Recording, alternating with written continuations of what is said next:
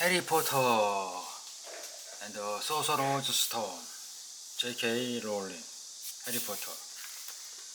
Chapter 5, Diagon Alley. Harry woke early in next morning. Although he could tell it was daylight, he kept his eyes shut tight. It was a dream, he told himself calmly. I dreamed a giant called Hagrid came to tell me I was going to a school for wizards. When I open my eyes, I'll be at home in my cupboard.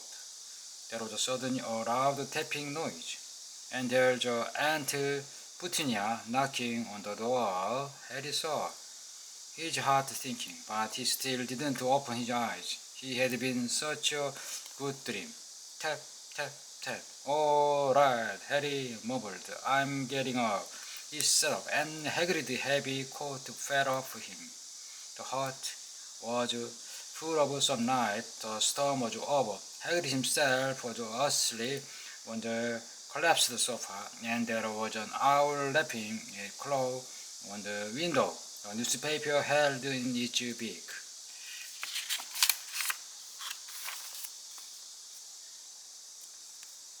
Harry scrambled to his feet, and happy he felt as though a large balloon was swelling inside him. He went straight to the window and jacked it open. The owl swooped in and dropped the newspaper on top of Hagrid, who didn't wake up. The owl then fluttered onto the floor and began to attack Hagrid's coat. Don't do that. Harry tried to wave the owl out of the way, but it snapped its beak fiercely at him and carried on savaging the coat. Hagrid! And Harry loudly, there's an owl. Pay him. Hagrid grunted into the sofa. What? He wasn't paying for delivering the paper. Look in the pocket. Hagrid's coat seemed to be made of nothing but pockets, bunch of keys, slug pellet, ball of string, peppermint, hamburgers, tea bags. Finally, Hagrid pulled out a handful of strange-looking coins. Give in 5 knots, said Hagrid sleepily. Knot? Knot? The little bronze one. Harry counted out 5 little bronze coins, and the owl held out his egg so Harry could put the money into a small leather pouch tied to it. Then he flew up through the open window. Hagrid yawned loudly, sat up, and stretched. Best be up. Harry, a lot to do today. Get up to London and buy all your stuff for school. Harry was turning over a wizard coin and looking at them. He had there sort of something that made him feel as though the happy balloon inside him had got a puncture.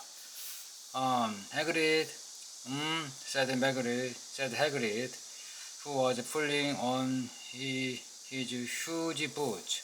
I haven't got any money, and you heard Uncle Vernon last night. He won't pay for me to go and learn magic. Don't worry about it, said Hagrid, standing up and stretching his head. Do you think your parents didn't leave you anything? But if their house was destroyed, they didn't keep their gold in the house, boy. Nah, first for us in Grigot, Wizard Bank, have a sausage. They not bad cold. I would say not tea of your birthday cake, neither. Wizard have a bank? Just the one. Gringot, run by Goblin. Harry dropped a bit of sausage he was holding. Goblin? Yeah. So you'd be mad to try and rob it. I'll tell you that. Never mess with goblins. Harry, Gringot is the safest place in the world for anything you want to keep safe. Except maybe Hogwarts. As a matter of fact, I gotta visit Gringotts anyway. But Dumbledore, Hogwarts business. Hagrid drew himself up probably. He usually gave me the important stuff for him. Patching you, getting things from Gringotts. Knows he can trust me, see?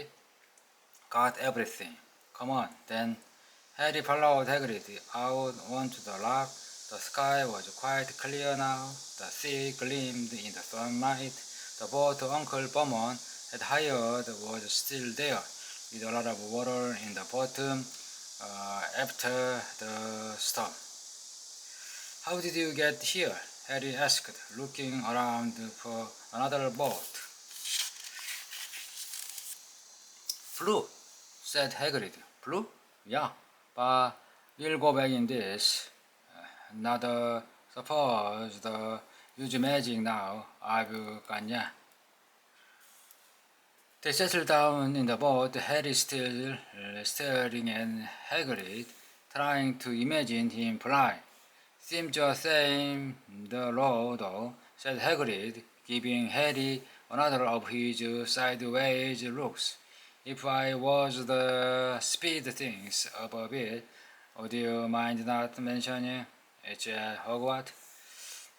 Of course not, said Harry, eager to see more magic. Hagrid pulled out the pink umbrella again, tapped it twice on the side of the boat. They sped up toward land. Why would you be mad to try and rob Gringotts? Harry asked. Spelled enchantment. And Hagrid, said Hagrid, unfolding his newspaper as he spoke. They say they're the dragon's gatherings, a high security vault. And then you gotta find your way.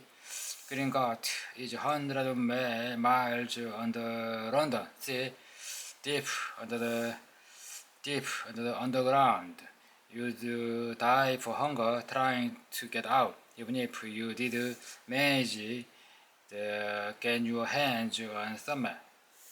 Harry sat and thought about while Hagrid read the newspaper, the Daily Prophet.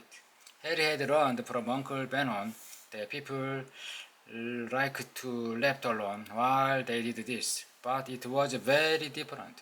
He'd never had so many questions in his life. Mystery of magic, messing things up as usual, Hagrid murmured, turning the page. There's a minister of magic? Harry asked before he could stop himself. Of course, said Hagrid. They wanted Dumbledore for minister, of course, but he'd never leave Hogwarts. So old Cornelius Fudge got the job. Bungler, if ever there was one. So he felt Dumbledore is always every morning asking for advice. But what does a Ministry of Magic do? Well, their main job is to keep it from the muggles, that there are still witches and wizards up and down the country. Why? Believe me, Harry, everyone's be wanting magic solution to their problem. Nah, you are best left alone. At this moment, the boat bumped gently into the harbor wall. Hagrid pulled up his newspaper, and they clambered up the stone steps onto the street. Passersby stared a lot at Hagrid as they walked through the little town to the station. Harry couldn't blame them. Not only was Hagrid twice as tall as everyone else, he kept pointing at perfectly ordinary things like parking mirrors and saying loudly, "See that, Harry? Things that muggles dream of, yeah?" Hagrid, said Harry, pointing a bit as he ran to keep up. Did you say there are dragons at Gringotts? Well, so they are, said Hagrid. Crick, I'd like a dragon. You'd like one? Wanted one ever since I was a kid. Here you go. They had reached the station. There was a train to London in 5 minutes' time. Hagrid, who didn't understand Muggle money, as he called it, gave the bills to Harry so he could buy their tickets. People stared more than ever on the train. Harry took up 2 seats and sat knitting what looked like a canary yellow circus tent. Still got a letter, Harry? He asked as he counted stitches. Harry took the parchment envelope out of his pocket. Good, said Hagrid. There's a list. There was everything you needed. Harry unfolded a second piece of paper he hadn't noticed the night before and read, Hogwarts School of Witchcraft and Wizardry. Uniform. First year students will require 1. There said a plain work robe, black. 2. One plain pointed hat, black, for they wear. 3. One pair of protective gloves, dragon hide or similar. 4. One winter cloak, black, silver facings. Please note that all pupils' clothes should carry name tags. Course books. All students should have a copy of each of the following. The Standard Book of Spells, Grade 1, by Miranda Cushier. A History of Magic, by Baltilla Bagza. Magical Theory, by Aldebaran Wapting. A Beginner's Guide to Transfiguration, by Emerick Switch. 1000 Magical Herbs and Fungi, by Pileda Spore. Magical Draws and Potions, by Asedra Jiga. Fantastic Beasts and Where to Find Them, The Newt Scamander. The Dark Force, A Guide to Self-Protection, by Kenyon Trimble. Other requirement: 1. Wand. 2. Quadrant. Patcher, standard size 2. 1 set glass and crystal spiral. 1 telescope. 1 set brass scales. Students may also bring an owl or a cat or a toad. Parents are reminded that first years are not allowed their own broomsticks. Can you buy all this in London? Harry wondered aloud. If we are, no, where to go, said Hagrid.